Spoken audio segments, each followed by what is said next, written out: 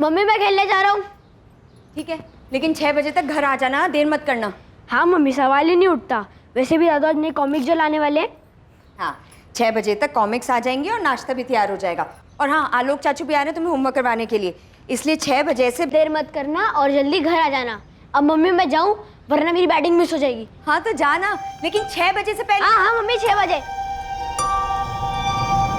बच्चे जब खेलने के लिए निकलते हैं तो वो जोश और उत्साह से भरे हुए होते हैं, मानो उनके पैरों में पंख लगे हुए हैं। ना गुजरे कल का गम, ना आने वाले कल की फिक्र, वो सिर्फ आज में जीते हैं। वो अभी क्या खेलेंगे सिर्फ इसके बारे में सोचते हैं।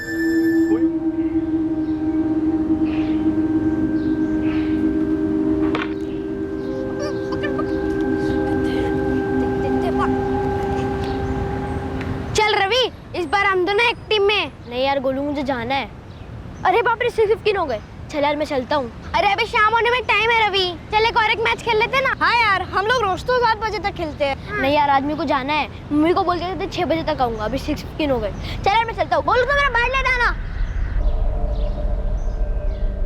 अपनी माँ से किए वादे के अनुसार रवि 6:15 बजे ही खेलना छोड़कर घर के लिए निकल गया था। दादाजी आधा घंटा तो हो गया रवि को यहाँ से गए, और हमसे तो रवि ने ये कहा था कि घर जा रहा हूँ। क्यों पंकज? अब कह रहा था मम्मी ने 6 बजे तक आ जाने को कहा है। रवि अभी तक घर नहीं लौटा,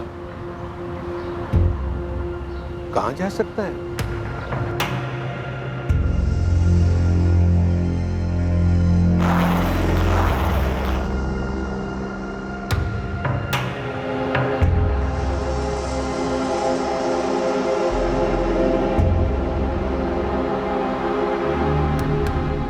हाँ आलोक, वो रवि तुम्हारे घर आया क्या? नहीं भैया, यहाँ तो नहीं आया।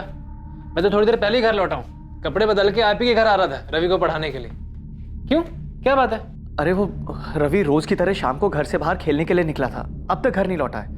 भैया आप टेंशन मत लीजिए, कहीं कॉलोनी में कहीं होगा या आसपास की बिल्डिंग में कहीं गया होगा। मैं आ रहा हूँ, हम साथ मिलकर ढूंढते हैं। ठीक है।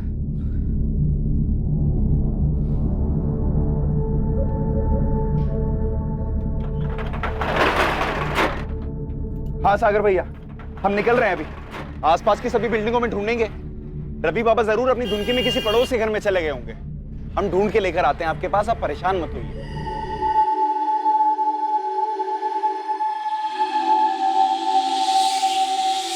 हर्ष, मुझे बहुत डर लग रहा है। रिया डरो मत। ऐसे कैसे नहीं डरूं?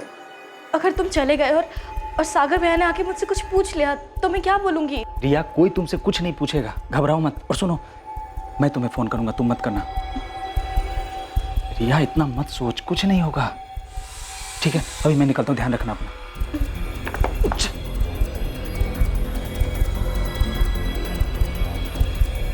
सुमन, मैं जा रहा हूँ। अरे रे, सुनिए, कहाँ जा रहे हैं आप? अरे तुमने सुना तो सही, वहाँ नीचे 202 में रवि मिल नहीं रहा है। जाके देखना तो चाहिए। सागर और विद्या बेचारे वहाँ पे। उन पे तरस खाने जाएंगे ना तो उल्टा वो हम पे बरसेंगे। रहने दीजिए आप। देखो सुमन, ऐसा कुछ नहीं होगा। बात को समझो, तुम्हारे बच्चा नहीं मिल रहा है उनका, मुसीबत में हो। मुसीबत में हम आ जाएंगे, सीधा शक हम पे जाएगा। आप कहीं जाने की जरूरत नहीं। सुमन। चाचा जी, भाभी, आप दोनों टेंशन मत लीजिए, रवि को हम ढूंढ निकालेंगे। सागर भैया, चल के मैदान के आसपास की बिल्डिंग्स में देखते हैं, रवि यही कहीं होगा। चलो।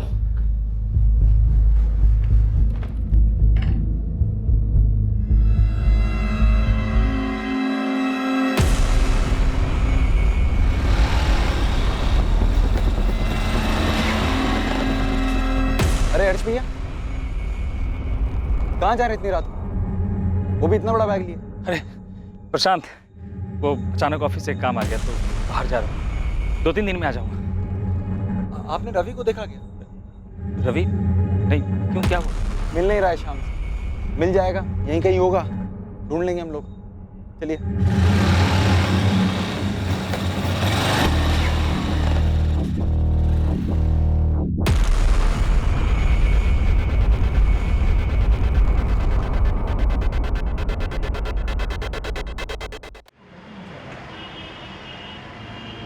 दीदी सच्ची, रवि 6:15 के आसपास चला गया था और बोला था कि घर जा रहा है। चल यार मैं चलता हूँ। अरे अभी शाम होने में टाइम है रवि, चल एक और एक मैच खेल लेते ना। नहीं यार, आज मेरे को जाना है। मम्मी को बोल के थे 6 बजे तक आऊंगा। अभी 6:15 हो गए। चल यार मैं चलता हूँ। मुझे तो समझ में ही नहीं आ रहा है। मैदान हमारी बिल्डिंग से सिर्फ 10 मिनट की दूरी पर है। डेली हमारे बच्चे वहाँ पर खेलने जाते हैं। देखिए रवि कल शाम से गायब है और ये जो कुछ भी हुआ है ये मैदान और इस बिल्डिंग के बीच के रास्ते में हुआ है। सागर जी, हमारी टीम कल रात से आपकी और आसपास की सभी बिल्डिंग्स को खंगाल रही है, लेकिन रवि के बारे में अभी तक कुछ पता नहीं चला। सागर जी, पूरे चांसेस हैं कि कोई रवि को अपने साथ लेके गया होगा। क्या कोई ऐसा है जो रवि को नुकसान पहुंचाकर आपको नुकसान पहुंचाने की कोशिश करे? जी नहीं सर, इस बिल्डिंग में हम 15 साल से रह रहे हैं। हमारी किसी से कोई दुश्मनी नहीं, अगर होती तो भी कोई 9 साल के बच्चे को क्यों नुकसान पहुंचाता? सागर जी, यही तो पता लगाना है। रवि 9 साल का था। अगर कोई उसे जबरदस्ती अपने साथ लेके जाता तो उसने शोर मचाया होता और किसी न किसी ने तो उसकी आवाज सुनी होती, लेकिन ऐसा हुआ नहीं। इसका मतलब है जो शख्स रवि को अपने साथ लेके गया है, रवि उसे जानता था। सर, इस कॉलोनी की बिल्डिंग में भी सीसीटीवी नहीं है। मैंने आसपास के दुकान वालों से बात की, लेकिन ऐसा कोई भी सामने नहीं आया जिसने रवि को शाम को घर लौटते हुए देखा हो। आसपास के टोल नाकों और चेक पोस्ट पर रवि की फोटो भिजवाई थी, कुछ पता चला? नहीं सर, लेकिन हमारी टीम अलर्ट है, सभी गाड़ियों को चेक कर रही है। सर मुझे भी ऐसा लगता है कि रवि को लेके जाने वाला जरूर कोई जान पहचान वाला ही है। तो सोचो आलोक, कौन हो सकता है जिसके साथ रवि बिना शोर मचाए आसानी से जा सकता है? सर यही तो समझ में नहीं आ रहा है। और सर मुझे लगता है कि शायद फिरौती के लिए भी कॉल आएगा। तो तुम्हें लगता है कि रवि को फिरौती के लिए अगवा किया गया है? ऐसा हो सकता है सर, श्योर नहीं हूँ। सागर जी, जरा याद कीजिए, ऐसा कौन कर सकता है? ऐसा कौन करेगा मैडम, और क्यों करेगा? प्रशांत, रिश्तेदारों में तो मुझे ऐसा कोई याद नहीं आ रहा है। इसका सागर भैया या चाचा जी के साथ मनमुटाव हुआ हो। क्या दुकान में कभी कोई ऐसी बात हुई थी? किसी सप्लायर या किसी कस्टमर से किसी भी बात को लेकर तू मैं हुई हो? नहीं आलोक भैया। सर, सागर और आलोक कल रात को 9:30 बजे रवि की मिसिंग कंप्लेंट लिखवाने आए और हमारी टीम रात को 10 बजे से इस पूरी सोसाइटी में उसे ढूंढने में लगी हुई है। रवि 6:15 बजे ग्राउंड से खेलने के बाद घर के लिए निकला और उसे घर पहुंचने से पहले ही अगवा कर लिया गया होगा।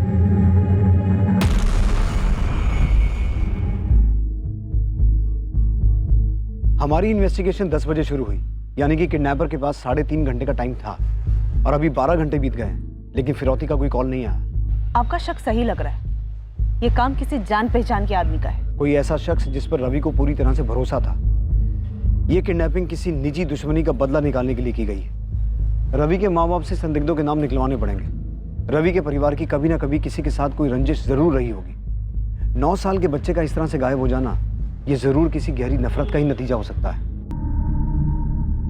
सागर, 2 दिन हो चुके हैं, तुम्हारा और तुम्हारी पत्नी का फोन टैप हो रहा है, फिरौती का कोई कॉल नहीं आया अभी तक। देखो, मैं अपने तजुर्बे से बोल रहा हूं, ये किडनैपिंग का केस नहीं है, बात कुछ और है।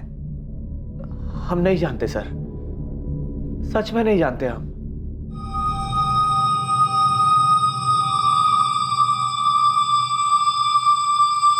चाचा जी, मैं चलता हूँ, दुकान भी खोलनी है।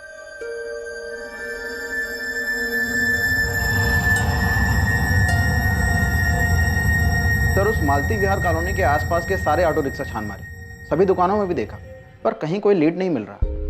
सर, कहीं ऐसा तो नहीं कि बच्चा सोसाइटी में गया हो और वहीं अंदर कहीं कुछ हुआ हो? होने का तो कुछ भी हो सकता है उस्मान, इसलिए अंदर बाहर सब जगह ढूंढ रहे हैं। कॉलोनी में 2 बिल्डिंग्स हैं, 70 से ज्यादा फ्लैट हैं, इसलिए टाइम रहते हर एक घर को छानना बहुत मुश्किल है। तो एक काम कर, किसी भी तरह से ये पता लगा कि कॉलोनी में किन लोगों की सागर, विद्या या रवि के दादा किशन त्यागी के साथ कोई अनबन थी। बात पुरानी हो या नहीं, खोद के निकाल। कॉलोनी में सीसीटीवी नहीं है तो क्या हुआ, आंख कान तो बहुत है, किसी ने कुछ तो देखा सुना होगा। जी सर। अच्छा सुनिए, मैं विद्या से मिलने जा रही हूँ। काफी दिन हो गए, अगर खबर नहीं पूछी तो भी शक होगा। ऐसा कुछ नहीं होगा, ज्यादा सोच रही हो तुम। विद्या के इस हाल में उसे तुम्हारे सहारे की जरूरत है। आप मुझे मत सिखाइए मुझे क्या करना है, और विद्या पे आपको इतना तरस खाने की जरूरत नहीं है। किस बात की दुश्मनी मैडम? सागर जी तो काफी सीधे साधे व्यापारी हैं। किसी कस्टमर से तो क्या, पिछले 5 साल की नौकरी में उन्होंने मुझसे ऊंची आवाज में बात नहीं करी। अगर सबसे प्यार ही था तो रवि गायब कैसे हो गया? अच्छा ये बताओ, सागर के कोई भाई बहन या उनकी पत्नी विद्या के कोई भाई बहन जिनके साथ जमीन को लेकर कोई लफड़ा या अनबन, ऐसा कुछ सुना है तुमने? रवि बाबा की तरह सागर जी भी अपने पिता की इकलौती औलाद है। विद्या भाभी का पता नहीं मेरे को, पर ऐसा सुना नहीं मैंने कुछ। अच्छा, ये दुकान के अलावा भी कोई बिजनेस है सागर का? बिजनेस नहीं मैडम, किराए पे घर दे रखे उन्होंने। एक अपना घर है, उसके अलावा एक फ्लैट है और 2 घर और हैं। तीनों यहीं पर ही हैं, मालती विहार में। उनमें से 2 किराए पे चढ़ा रखे उन्होंने।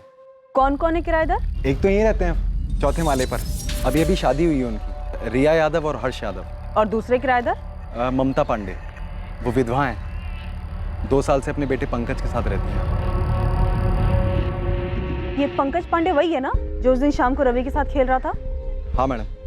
और वो तीसरा घर, वो खाली हो, किराए पे नहीं चढ़ा है? वो किराए पे नहीं है, वहाँ तो आलोक भैया रहते हैं। आलोक भैया सागर जी के दूर के रिश्तेदार हैं, चचेरे भाई हैं। वो उनसे किराया नहीं लेते, वो रवि को ट्यूशन भी पढ़ाते हैं और वो काफ़ी परेशान भी हैं रवि को लेकर। सर एक्चुअली आपको एक घर की तलाशी जरूर लेनी चाहिए, पता नहीं मेरे ध्यान से कैसे निकल गया। किसका घर? अरे मैडम क्या कर रही हैं आप बिल्कुल सही नहीं कर रही हैं। सुमन शांत हो जाओ, ये लोग अपना काम कर रहे हैं। हाँ देख रही हूँ इनका काम, पूरी सोसाइटी के सामने हमें जलील कर रहे हैं ये लोग। कुछ नहीं मिला। नहीं मिला ना रवि, ना उसके कपड़े मिले, मतलब गलत थी ना आपकी खबर। अब बताइए किसने दिया था हमारा नाम? सुमन जी, नंदन जी आप लोग को तकलीफ हुई उसके लिए हम सोचते। नहीं नहीं, मैं जानती हूँ आपको मुझ पे शक क्यों हुआ है, क्योंकि मेरी औलाद नहीं है ना, मेरे बच्चे नहीं हो सकते, इसलिए आपको लगा कि ऐसा कुछ नहीं है। ऐसा ही है, जिस औरत के बच्चे नहीं होते वो दूसरों के बच्चे चुरा लेती है, ऐसा ही लगता है ना। सुमन जी हमारे पास ठोस वजह थी, आपका और विद्या का झगड़ा हुआ था और आपने विद्या को धमकी भी दी थी। विद्या तुझे कितनी बार बोला है कि सुबह के टाइम पे मोटर मत इस्तेमाल किया कर, सारा काम मेरे घर पे धरा का धरा रह जाता है, पानी नहीं भर पाया घर में। दीदी मैं कितनी बार कहूँ कि मैंने मोटर चालू नहीं की है, आज पानी जल्दी चला गया तो इसमें मैं क्या कर सकती हूँ? देख विद्या झूठ मत बोल वरना देख लेना मैं क्या करूंगी। अरे सुमन छोड़ ना, क्यों जब देखो सबसे झगड़ा करती रहती है। अरे वाह विद्या, तूने तो सुधा को भी अपनी साइड में कर लिया, बड़ी चालाक निकली तू तो। दीदी मुझे आपसे बहस नहीं करनी है, आपके पास तो कोई काम है नहीं, तो आप फुर्सत में लड़ाई कर सकती है, पर मेरे पास बहुत काम है। मुझे रवि को स्कूल के लिए तैयार करना है, उसका नाश्ता बनाना है, तो आप प्लीज जाइए यहाँ से। एक सेकंड, मतलब कहना क्या चाहती है तू? हाँ मेरी औलाद नहीं है इसलिए मैं झगड़ा कर रही हूँ? नहीं सुमन, विद्या ने ऐसा कुछ नहीं कहा है, तू चल। हाँ हो भी सकता है, शायद इसीलिए इतना गुस्सा भरा है आपके अंदर। बेटे की माँ होने का इतना घमंड मत कर विद्या, वरना किसी दिन ना तुझे बहुत पछताना पड़ेगा। हाँ मैंने ऐसा कहा था क्योंकि मैं गुस्से में थी, विद्या ने मुझे ताना मारा था और वो भी सुधा के सामने। मैडम वो बात उसी दिन खत्म हो गई थी, मामूली सा झगड़ा था वो। सर कोई मामूली झगड़ा नहीं था वो, जहाँ तक मुझे याद है विद्या भाभी उस झगड़े के बाद काफी दिनों तक परेशान रही थी। मम्मी मैं जा रहा हूँ। रवि, अरे मम्मी क्या कर रही है, स्कूल के लिए लेट हो रहा, जाने दो, आलोक चाचू आ गए। अच्छा लेट हो जाएगा। अभी चुप करके बैठ पहले। ये क्या कर रही हो मम्मी? कोई नहीं मैजिक ट्रिक सीखी जिससे मैं गायब हो जाऊंगा। ऐसा नहीं बोलते। रवि जल्दी कर, लेट हो रहे। चाचू बचा लो। रवि अभी क्या हुआ, नजर क्यों उतार रहे हमारे हीरो की? नहीं बस ऐसे ही, ताकि किसी की बुरी नजर ना लगे इसे। हमारे हीरो को किसकी नजर लगेगी? हाँ? मैं हूं ना इसके साथ, अब खामखा टेंशन ले रही है। Bye mummy. बाय।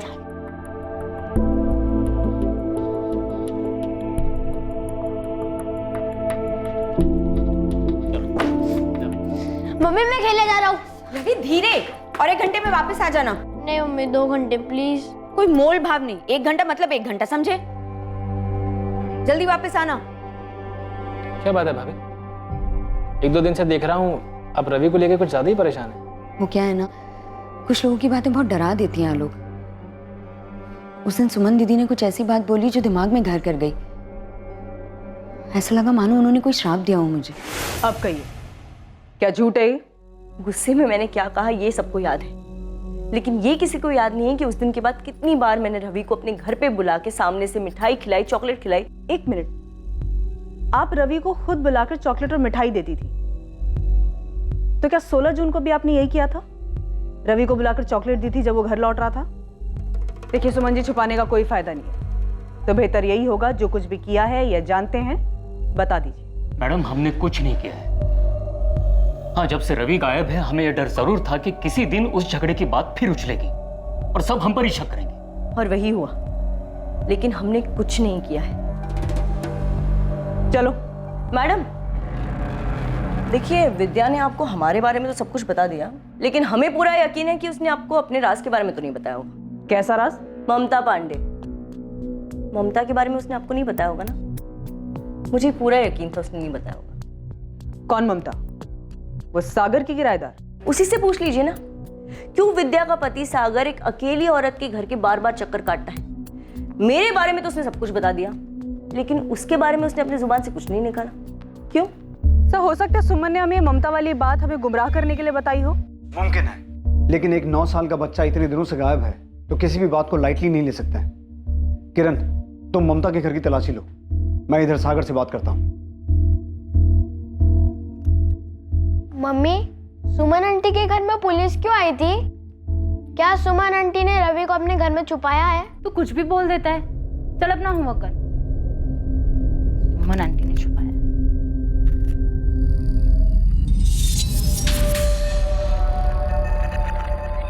गोलू, उस दिन जब तू रवि के साथ खेल रहा था तो क्या सुमन आंटी वहां से गुजरी थी?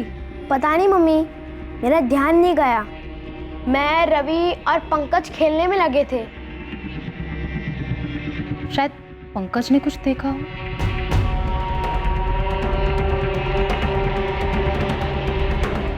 सागर, तुम्हारे और ममता के बीच क्या है? आपको पता भी, आप क्या बात कर रहे हैं? अब सागर भैया भी शक कर रहे हैं? शक नहीं, सवाल कर रहा हूं। सागर, क्या रवि तुम्हारी किराएदार ममता पांडे के बुलाने पे उसके घर जा सकता है? क्या ममता कुछ ऐसा कर सकती है? पर आप ममता पांडे को इसमें क्यों घसीट रहे हैं? ममता क्यों रवि को गायब करेगी? हाँ, ये सच है कि मैं ममता से मिलने अक्सर उसके घर जाता हूँ, लेकिन जैसा आप सोच रहे हैं वैसा नहीं है। तो फिर कैसा है?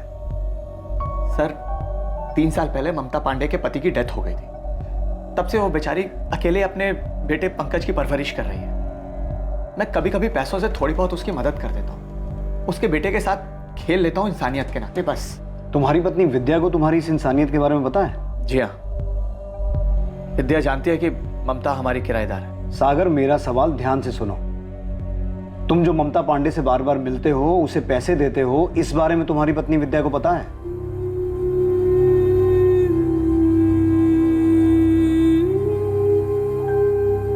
हाँ, सागर अक्सर मुझे पैसों से मदद किया करते थे और ये बात उसने अपनी पत्नी विद्या से छुपाई भी थी।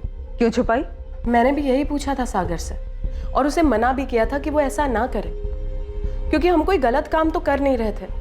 लेकिन उसका कहना था कि अगर ये बात वो विद्या को बताएगा भी तो वो नहीं समझेगी। पर फिर एक दिन विद्या को सब कुछ पता चल गया। आखिरी बार पूछ रही सागर, जब घर से गए थे तब तुम्हारे पर्स में 5,000 रुपए थे और अब सिर्फ 1,000 रुपए बचे। 4,000 कहाँ गए? तो मैं बताया तो था कि एक दुकान के सामान की पेमेंट करनी थी, इसलिए। झूठ मत बोलो सागर, तुम ये पैसे ममता को दे रहे हो ना? मैं सब समझती हूँ, बेवकूफ नहीं हूँ। देखो, जैसा तुम समझ रहे हो ना वैसा कुछ नहीं, विश्वास करो मेरा।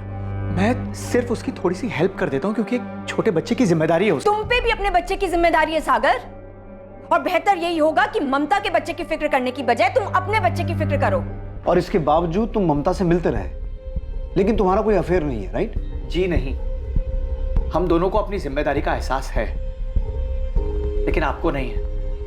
तभी तो हमारे बेटे रवि को ढूंढने की बजाय ऐसी मनगढ़ंत बातों को पकड़ के बैठ गए आप।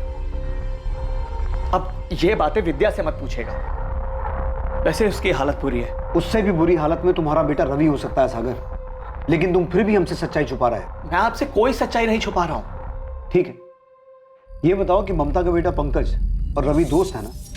तो रवि कभी कभी जाता था ममता के घर? हाँ, पंकज के साथ 1-2 बार रवि घर आया था खेलने के लिए। क्या 16 जून को भी रवि आया था? मैं आपसे कह रहा हूं, ममता रवि के साथ कुछ गलत नहीं कर सकती। वो खुद एक माँ है, रवि की उम्र का तो खुद का बच्चा है उसका। और रवि ही एक अड़चन था तुम दोनों के रिश्ते में। ममता शायद जानती थी कि तुम विद्या को तो छोड़ सकते हो, लेकिन रवि को नहीं। इसलिए शायद ममता ने। सर, आप रवि को ढूंढिए, और अगर ममता को गिरफ्तार करने से रवि मिल जाता है तो ऐसा ही कीजिए। इस वक्त मुझे मेरा बेटा रवि चाहिए, बस।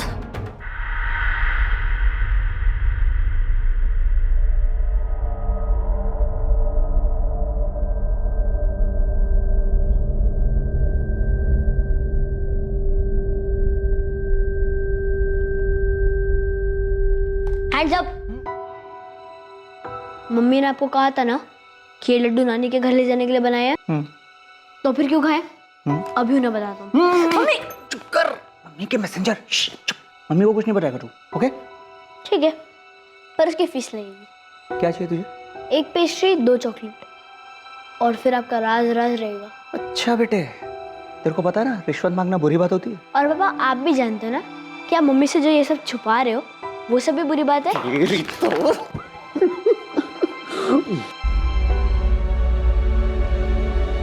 आलोक भाई, अब तो ही कुछ कर। ये लोग तो रवि को ढूंढने के बजाय पता नहीं क्या क्या वाहियात बातें कर रहे हैं। सागर भैया आप फिक्र मत कीजिए, मैं इसी काम में लगा हुआ हूँ। सुमन और नंदन पर भी मेरी नज़र है। आप बस भाभी और चाचा जी का ध्यान रखिए। रवि को मैं हर हाल में ढूंढ निकालूंगा।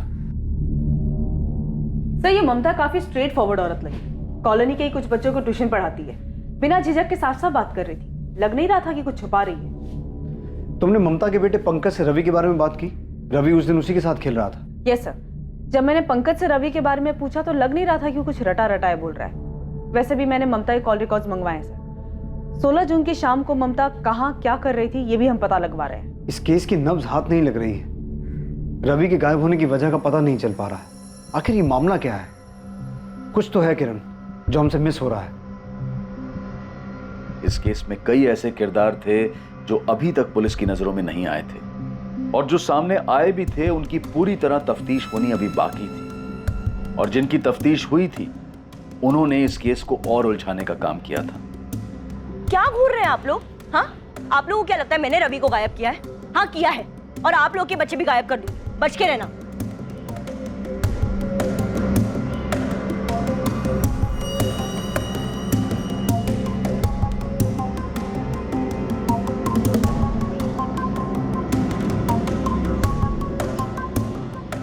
रवि के गायब होने से पूरे इलाके में डर का माहौल था, लेकिन सबसे बड़ी मुश्किल की घड़ी रवि के परिवार वालों के लिए थी। रवि की गैर मौजूदगी ने उनकी जिंदगी वीरान कर दी थी।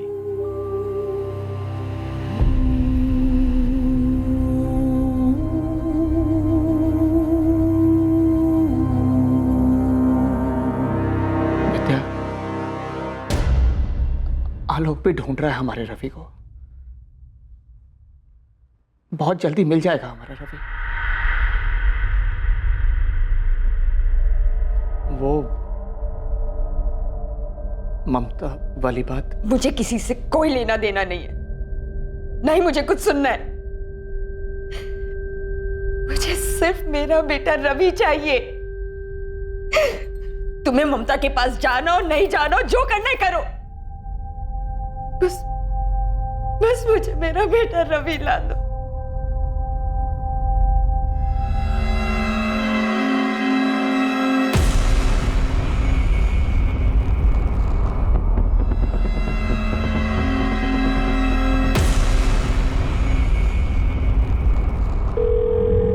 हाँ रिया, मैं बोल रहा हूँ, सब ठीक है वहाँ? हाँ फिलहाल सब ठीक है। किसी ने मेरे बारे में पूछा? नहीं, अब तक तो नहीं। अच्छा है, सबका ध्यान रवि को ढूंढने में, हम पे नहीं। लेकिन पुलिस हर घर में पूछताछ कर रही है। करने दो, हमारे घर आएगी तो कुछ नहीं मिलेगा उन्हें। बस तुम सोच समझ के जवाब देना। हर्ष, मुझे अब कितने दिन यहाँ रहना होगा? बस कुछ दिनों की बात है रिया, मैंने सारी तैयारी कर ली है, सब कुछ प्लान के हिसाब से चल रहा है। ठीक है।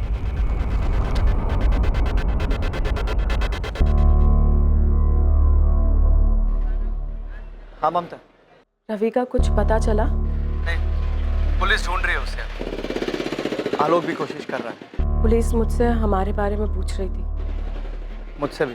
सागर, मैं जानती हूँ तुम इस वक्त बहुत परेशान हो, लेकिन तुम हिम्मत मत हारना। देखना सब ठीक हो जाएगा। तुम्हें अगर कभी भी मेरी ज़रूरत महसूस हो और बात करने का मन हो तो मुझसे मिलने घर आ जाना। ममता, अब मैं नहीं आऊँ।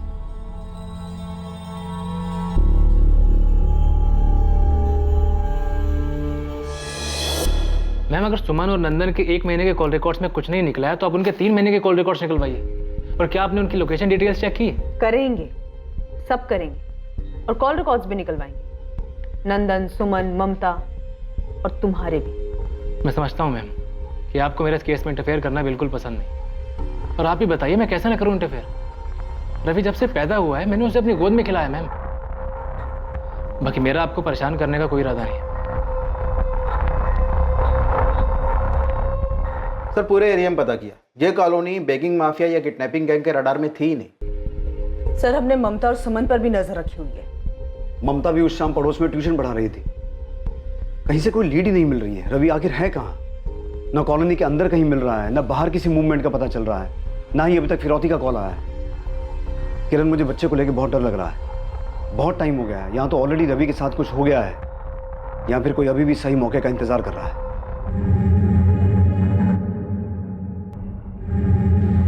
विद्या, सुमन दीदी, मेरे रवि को वापस कर दीजिए। मैं जानती हूँ कि मुझसे बहुत बड़ी गलती हुई है।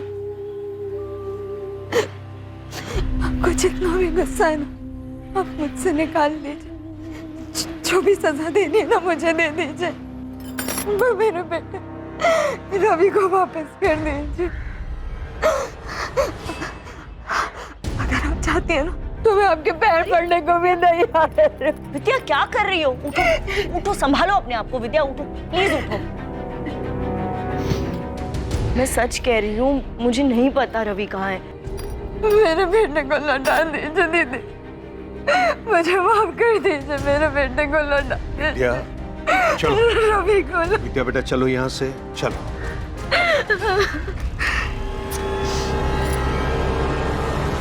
सर, रवि जिस मैदान में खेल रहा था उस मैदान के आसपास 3 बिल्डिंग में मैंने तलाशी ली। ये प्रोसीजर काफी लंबा है सर, और कॉलोनी के काफी लोग नाराज भी हो रहे हैं। लेकिन हमारे पास इसके अलावा कोई ऑप्शन नहीं है। सर, वो सागर का कजन ब्रदर वो दोबारा आया था। सर, सागर से ज्यादा तो आलोक उतावला रहता है, अपने आइडियाज देता रहता है अलग से। मुझे आलोक पे भी शक होता है। आलोक की बैकग्राउंड डिटेल सामने आई? से इन्फॉर्मर्स लगे हुए हैं। फिलहाल इतना पता चल पाया है कि सागर का चचेरा भाई है आलोक, रवि को ट्यूशन पढ़ाता था। और सर, डायरेक्टली पूछना बनता नहीं है, क्योंकि अगर उसकी इसमें इन्वॉल्वमेंट है तो वो अलर्ट हो जाएगा। काफी स्मार्ट बनता है सर। सागर और विद्या से जुड़े हर इंसान पर फिर से स्पॉट डालो शुरू से। ना तो किडनैपिंग सामने आ रही है, ना ही किसी दुश्मनी के बारे में पता चल रहा है। आखिर रवि के गायब होने के पीछे का मकसद क्या हो सकता है?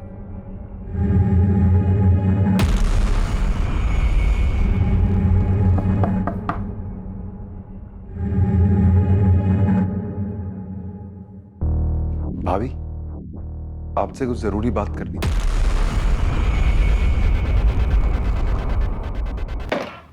सर, 1 हफ्ते के ऊपर हो गया है, आप लोग मेरे बेटे रवि को ढूंढने के बजाय यहाँ पर बैठकर हमारे कॉल रिकॉर्ड छान रहे हैं। सागर, हम पूरी कोशिश कर रहे हैं, लेकिन इस बारे में हमें कुछ इन्फॉर्मेशन तुमसे भी चाहिए। ठीक है इंस्पेक्टर, मैं अब फाइनली आपको बता ही देता हूँ। और बताना क्या है, आपको ले चल के दिखा देता हूँ ना वो जगह जहां पर मेरे बेटे रवि को अगवा करके रखा गया था। जहां रवि को अगवा करके रखा गया था? चौंक गए ना आप लोग? मैं अच्छी तरह समझ चुका हूं कि आप लोग दरअसल मेरे बेटे रवि को ढूंढने में खास मेहनत करना ही नहीं चाहते। अरे आप लोगों से ज्यादा तो मेरा चचेरा भाई आलोक उसके बारे में खबर जुटा रहा है। आलोक? हाँ, आलोक। वो ही ले गया था मुझे उस जगह पर जहां पर मेरे बेटे रवि को अगवा करके रखा गया था।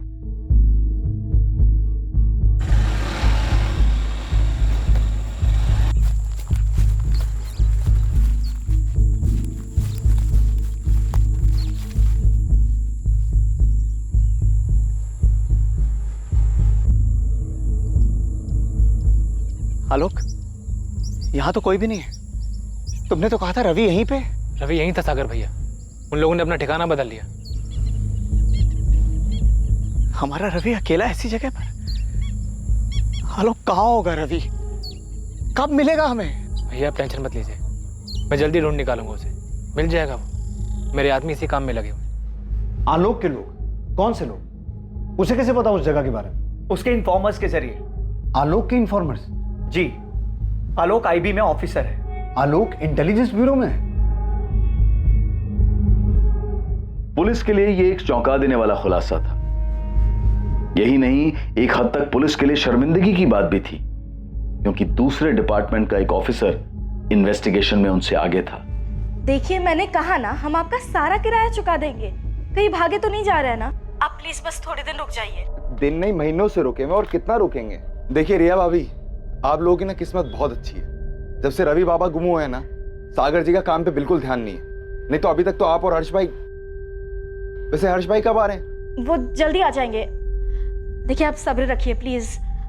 अच्छा प्रशांत भैया, अब मैं रखती हूँ, घर का बहुत सारा काम बाकी है। आई एम सॉरी सर, मैंने आपसे अपनी आइडेंटिटी छुपाई, पर आप समझ सकते हैं हमारी लाइन के काम में कुछ बातें कॉन्फिडेंशियल रखनी पड़ती है। लेकिन आलोक, तुम्हें उस जगह के बारे में कैसे पता चला जहां रवि को अगवा करके रखा गया था? I am sorry sir, actually ऐसी कोई जगह है ही नहीं। मतलब?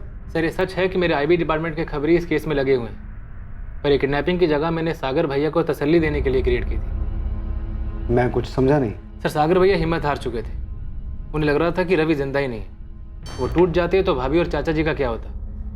उनकी उम्मीद को जिंदा रखने के लिए मैंने ऐसे किया सर। लेकिन आलोक इससे एक मिनट सर। ठीक है सर। हाँ बोलो। पक्की बात है?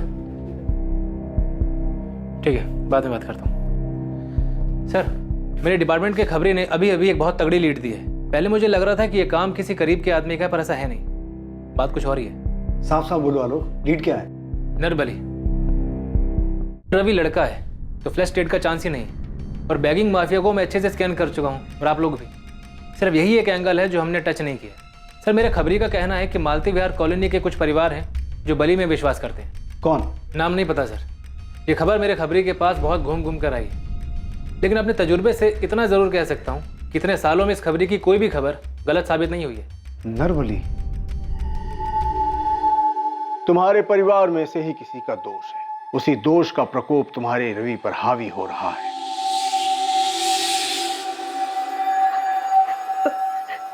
प्रकोप? प्रकोप बाबा? मतलब बाबा, मेरा बेटा ठीक तो है ना बाबा? तुम्हारे घर के आसपास ही है रवि। आसपास मतलब कहाँ बाबा? प्रतीक्षा करनी होगी। दोष का प्रकोप रवि पर बहुत भारी है। कोई ऐसा तरीका नहीं है जिससे रवि जल्दी आ जाए? कोई विधि वगैरह हो?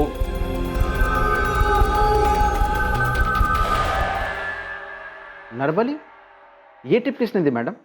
तूने नहीं, तेरा काम था। तुझसे ज्यादा वो आईबी वाले की खबरी इंफॉर्मेशन ला रहे हैं। सॉरी मैडम, पर कसम से मैंने अपने काम में कोई डील नहीं की है। वैसे ये नरबली वाली खबर सच तो है ना? उस्मान, तू अपना काम कर, समझा? दूसरे काम में नुस्ख मत निकाल। देख, तू अपने लेवल पे पता कर कि कॉलोनी में ऐसे कौन कौन से लोग हैं जो नरबली में विश्वास रखते हैं। जी। सब ये यूपी में सभी नरबली चढ़ाने वाले तांत्रिकों की फाइल है। इनमें से ज्यादातर जेल में है। बात की इनसे? यस सर, मैंने इनके चेले चपाटों के बारे में भी जानकारी हासिल की। इनमें से कोई भी गाजियाबाद की तरफ नहीं आया। सर, मैंने उस्मान खबरी को भी लगा दिया है, चुपचाप ये पता लगाने के लिए कि क्या कोई ऐसा कॉलोनी में है जो इन सब में विश्वास रखता है। सर, मुझे नरबली वाला एंगल कुछ सही नहीं लग रहा। शायद ना हो, लेकिन अगर जरा सी भी पॉसिबिलिटी है तो हम यहाँ किसी भी बात को इग्नोर नहीं कर सकते, क्योंकि बात 9 साल के बच्चे की है जिसे हम ढूंढ नहीं पा रहे हैं। मैं कॉलोनी में एक बार फिर से सर्च करती हूँ, शायद इस नरबली वाले एंगल में हमें कोई लीड मिल जाए। आप लोगों का दिमाग खराब हो गया है क्या? और ये क्या जादू टोना लगा रखा है आप लोगों ने? आप कुछ भी बोल रहे हैं। मैडम, मेरा भी एक बच्चा है, आप सोचिए तो सही, क्या मैं ऐसा कर सकती हूँ क्या?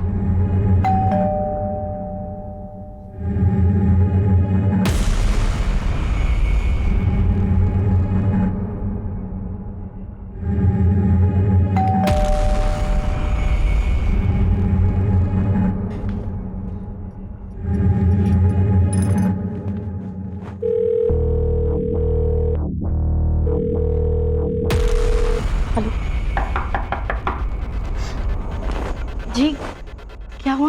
तलाशी लेनी है। एक सेकंड, मेरे पति इस वक्त घर पे नहीं है, तो आप ऐसे जबरदस्ती अंदर नहीं आ सकते। रिया, तुम टेंशन मत लो। अगर तुमने कुछ नहीं किया तो तुम्हें कुछ नहीं होगा। ये इनका रूटीन प्रोसीजर है, इन्हें इनका काम करने दो। जय हिंद। हटिए।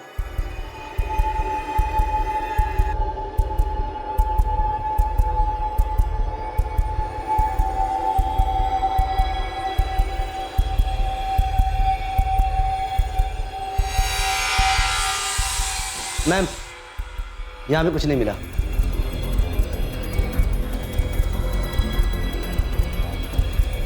चलो।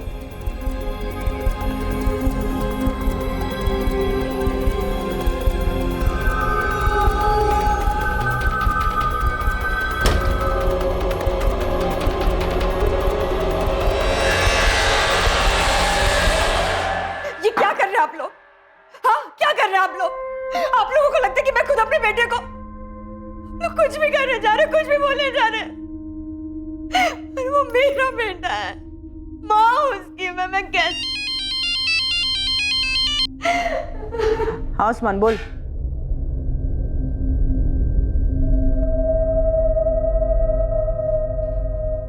आप खुद बाबा के पास गई थी या कोई लेके गया था? हाँ सर, सच है ये। मैं ले गया था विद्या भाभी को बाबा जी के पास, क्योंकि परेशान थी हूँ बहुत ज्यादा। काला जादू और बलि चढ़ाकर तेरे बाबा परेशानी दूर करते हैं। ये क्या कह रहे हैं आप? मैं बाबा जी में विश्वास रखता हूँ, लेकिन ये काला जादू और बली वली से मेरा कोई लेन देन नहीं है। मैं तो इसलिए ले गया था विद्या भाभी को ताकि उनको मन की शांति मिले। लेकिन अगर तू अपनी शांति चाहता है तो सच बोल, वरना ये डंडा बोलेगा। हर्ष, पुलिस ने प्रशांत भैया को पकड़ लिया है। रिया वो सब छोड़ो तुम, आज के आज निकलो वहां से और जो भी पहली ट्रेन मिले पकड़ के कानपुर आ जाओ। ठीक है। सर ये किस गुनाह की सजा दे रहे हैं सर आपने?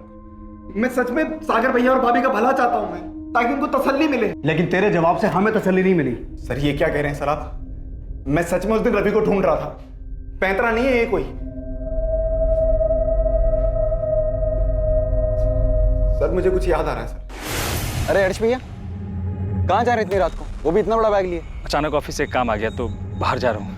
ये हर्ष को, रिया का हस्बैंड, सागर का किराएदार, उसी की बात कर रहा है तू? हाँ सर, वही तो चौथे माले पे रहते हैं। अच्छा, अभी तक तो कुछ याद नहीं था, 4 डंडे पड़े तो सब याद आ गया?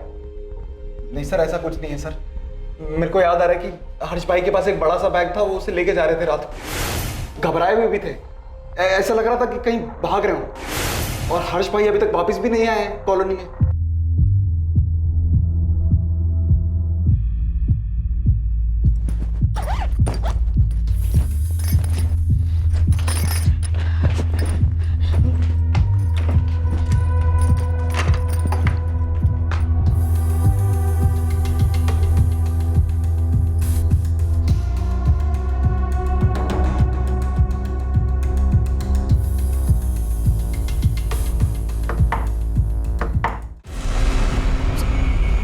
अच्छे से देखो।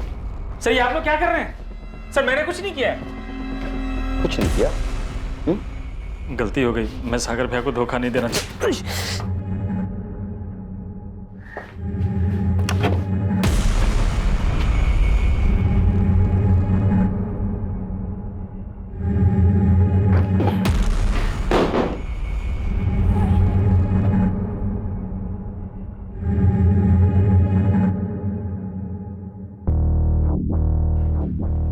रवि कहाँ है? रवि मुझे नहीं पता सर। सच बोलेगा या हड्डियों को और आजमाना चाहता है? कसम से कह रहा हूँ सर, मैंने रवि को अगवा नहीं किया है। वो तो मैं किराया नहीं दे पा रहा था, इसलिए चुपचाप घर खाली करके भागने का प्लान बनाया।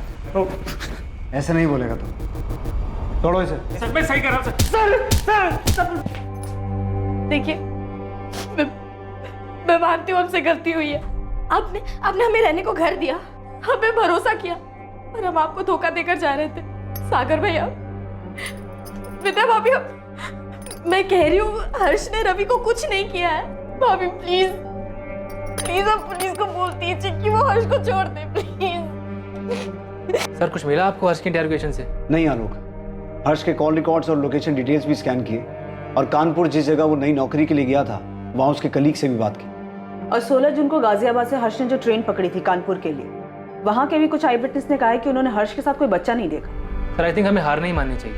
वो तो हम हरगिज नहीं मानेंगे आलोक, जब तक ये केस सॉल्व नहीं हो जाता चैन से नहीं बैठे। अगले कई दिनों तक पुलिस पूरी ताकत से रवि को ढूंढने में लगी थी। आलोक की कोशिशें भी जारी थी, लेकिन रवि की गुमशुदगी का राज अब भी राज ही बना हुआ था। ठीक है, मैं आता हूं। प्रशांत, मैं थाने जाके आ रहा हूं।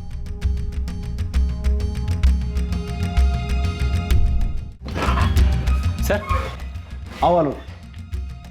सर आपने इतना अर्जेंटली बुलवाया, कुछ पता चला क्या रवि के बारे में?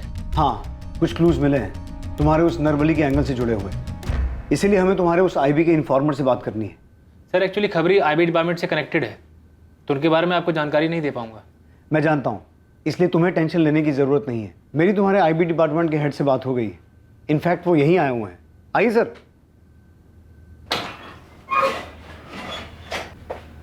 ये हैं तुम्हारे आईबी डिपार्टमेंट के हेड मिस्टर कैलाश चौहान। कैसे आलोक?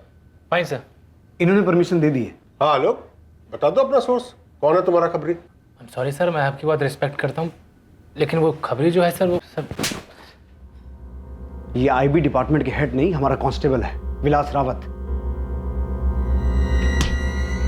तेरा खेल खत्म हो गया आलोक, तू कोई आईबी ऑफिसर नहीं है। यही सोच रहा है ना कि तेरी असलियत हमें कैसे पता चली? तेरे ही बड़बोलेपन ने तुझे फंसा दिया। बोल उस्मान, क्या खबर सुनानी है? मैडम, कब से मुझे ये बात खटक रही थी कि जो खबर हम लोग नहीं खोद पाए, इस आईबी के खबरी ने कैसे खोद निकाली। तो सोचा क्यों ना मिलकर देखा जाए, ऐसी क्या खास बात है इस आईबी के खबरी में। तो मैंने अपने पंटर सुलेमान को बोला, वो भी आईबी के कुछ अफसरों के लिए काम करता है, तो उसने मिलवाया मुझे। कहाँ है मिलवा? ये देखिए मेरे बाजू में, आपके उस आईबी के आलोक का खबरी। क्या बक रहा उस्मान? सच बक रहा हूँ मैडम, ना कोई खबरी है और ना ही आलोक नाम का कोई अफसर है आईबी में। रवि मेरा एक राज जान गया था, इसलिए मुझे ऐसा करना पड़ा।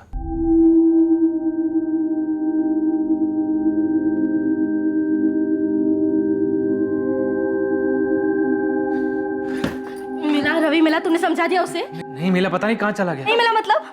अरे तुम्हें समझ आ रहा है लोग यहाँ क्या हुआ है? रवि ने देख लिया हमें। तुमने दरवाजा कैसे खुला छोड़ दिया? अंदर कैसे आ गया वो? सबको बता देगा, देख रहा है भगवान। भैया कुछ नहीं होगा, कुछ नहीं होगा, मैं समझा दूंगा उसे, टेंशन मत। आलोक निकलो तुम यहाँ से, अब हम मिल नहीं सकते, तुम निकलो यहाँ से, हमें खत्म करना होगा। ये क्या बोले जा रही तुम? आलोक निकलो यहाँ से, बस हो गया। सर मुझे लगा रिया घबरा गई है इसलिए ऐसा बोल रही है। उस वक्त मैं वहां से चला गया और जब रवि मुझे मिला मैंने उसे सब समझा दी। वो बोला कि मेरा राज राज रखेगा। उसके बाद जब भी मैं उसे पढ़ाने जाता या उसको कहीं भी देखता था, उसकी चुप्पी मुझे डराती थी। और रिया तो मुझसे भी ज्यादा डरी हुई थी, मुझे मिलने तक को मना कर दिया था उसने। आलोक देखो, मैंने कह दिया ना, मैं नहीं मिलूंगी, मतलब मैं नहीं मिलूंगी। देखो जो हो गया सो हो गया, पर मैं और रिस्क नहीं ले सकती। देखो आलोक, मेरा पति हर्ष ना बहुत भोला है, मुझे कभी किसी चीज के लिए नहीं टोकता, लेकिन अगर ये चीज उसे पता चल गई ना, वो बर्दाश्त नहीं कर पाएगा। या तो वो मुझे मार देगा या छोड़ देगा। नहीं रिया, ऐसा कुछ भी नहीं होगा, तुम बेकार में डर रही हो। अगर रवि ने तुम्हारे भैया को ये बात बता दी तो क्या होगा? नहीं बताएगा वो, मैंने समझा दिया उसे। आलोक, रवि अभी बच्चा है और तुम श्योर हो कि वो कभी भी किसी को कुछ भी नहीं बताएगा? कभी नहीं। रिया की बात बिल्कुल सही थी, रिस्क तो था, रवि कभी भी मुंह खोल सकता था। तो मैंने सोचा इसका परमानेंट सॉल्यूशन निकालना पड़ेगा। रिया भी शामिल थी इसमें? नहीं, उसे कुछ नहीं पता। एक बार उसने मुझसे पूछा भी था कि क्या तुमने रवि के साथ कुछ किया है, मैंने कुछ नहीं बताया उसे। आलोक और रिया के अवैध रिश्ते की असलियत से बेखबर हर्ष यही समझता रहा उसका बिना किराया दिए भाग जाने का प्लान ही रिया की परेशानी का कारण है। सागर और विद्या सच्चाई जानने के बाद बिल्कुल टूट चुके थे। कोई सोच भी नहीं सकता था कि आलोक, जो रवि को अपने बेटे जैसा मानता था, उसी ने रवि की निर्मम हत्या की थी।